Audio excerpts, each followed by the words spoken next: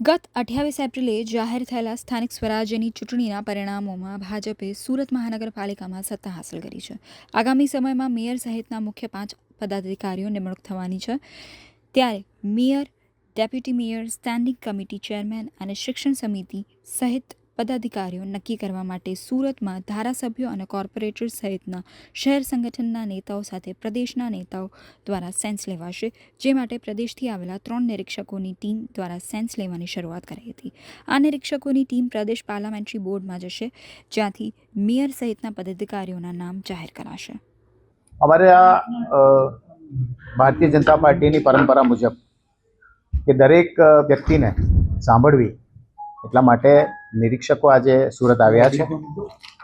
શબ્દશરણ બ્રહ્મભટ્ટજી, મયુરભાઈ રાવલજી અને જાહ્નવીબેન વ્યાસ, આ 3 નિરીક્ષકો આજે સુરતમાં અમારા ઓછામાં ઓછા અમે જે ગણતરી કરીએ છીએ 200 થી 250 લોકોને સાંભળશે, જેની અંદર કોર્પોરેટરશ્રીઓ ઉપરાંત અમારી સંગઠનની ટીમ, અમારા વોર્ડ પ્રમુખો, મહામંત્રીઓ, ધારાસભ્યશ્રીઓ, સાંસદશ્રીઓ બધાને સાંભળશે. એક વ્યક્તિને ઇન્ડિવિજ્યુઅલી બોલાવીને એમનો પોતાનો અભિપ્રાય લેશે અને ત્યારબાદ રિપોર્ટ તૈયાર થયા પછી ગુજરાત પ્રદેશના અધ્યક્ષ અમારી ટીમની સાથે બેસીને ચર્ચા કરીને નામોની ઘોષણા કરવામાં આવશે.